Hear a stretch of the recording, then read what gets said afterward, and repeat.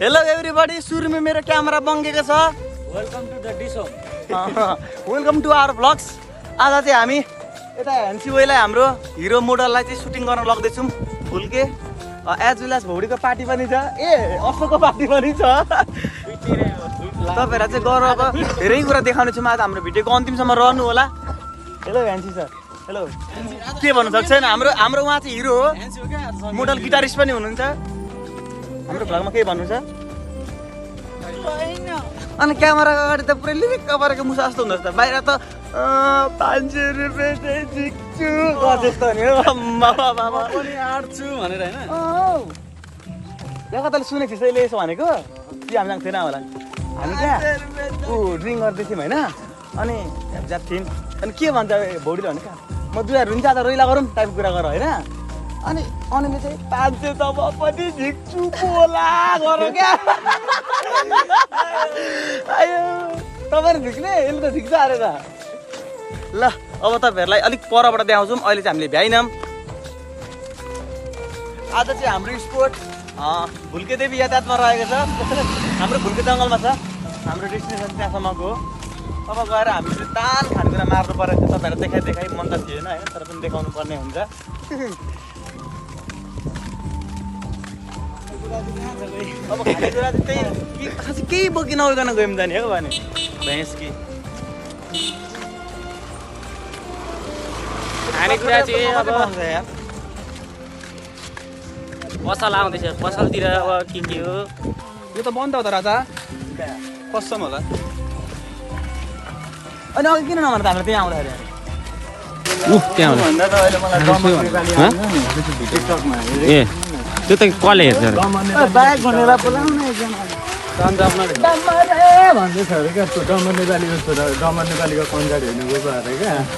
एउटा डम्बर नेपालमा खतरा छ नि, त्यहाँ को कोले चिन्छ अरू सानो खुट्टेले चाहिँ क्या डम्बर नेपालीको छोरासँग बसेर गा डम्बर गर्दैछ अरे क्या। यहाँ अस्ति आएको कि मासु पनि खानु सिक्नु तपाईँ नि डम्बर नेपालीलाई बन्द अरे। खतरा बोल्नु सिक्ने बोकेर उहाँ लगेर मासु खाइदियो गोरेमा बस्छु मान्छेहरू नौ नेपाली डाँडामा What's up guys, this is Is मान्छे पुरै ठिस। हामी चाहिँ भुल्के आइपुगिसकेको छौँ होइन। अब यहाँनिर चाहिँ सबै कुरा शिव ठिस ठिस भएर चाहिँ भुल्के आएको फेरि अर्को जक्सन जानुपर्ने हुन्छ। भुल्कियाको कठे चाहिँ खुली त कोही छैन। यस्तै भयो, अब हावा खायो भुल्किएको गयो। एन्सिरा जाऊ न तपाईँ, एन्सिरा जा यो काका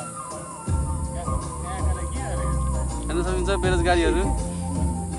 अहिले चाहिँ हामी पुरै बटे बयाजको बसिरहेको छौँ भोकाले होइन। अब गएर मार्नु पर्ने हुन्छ। भौडीको भाइ पनि ठुलो भइसकिसक्यो अरे, अब त्यो भाइलाई बोर्डिङ पठाउनु पर्छ।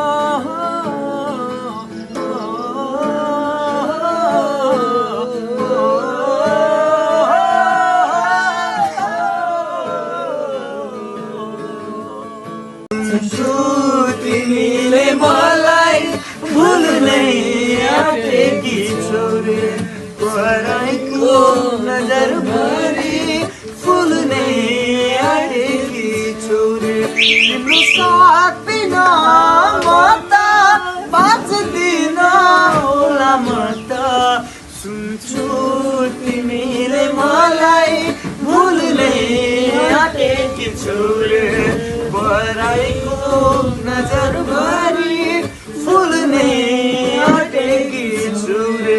तिम्रो याद आउँछ मलाई सताउँछ, मुटु दुख्छ मेरो बेसरी। बन तिमी बिन यो रात दिन कटाऊं मैले कसरी ढल्क्यो ढल्क्यो जुबन मेरो तिमीतिरै सानो ढल्क्यो ढल्क्यो जुबन मेरो तिमीतिरै सानो बैसमा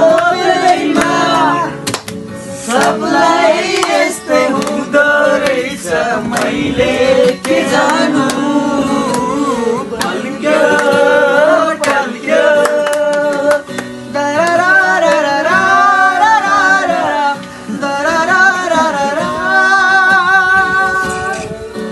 कोहीलाई भन्नु छ ठुलो मान्छे कोही भने खाडी सँगै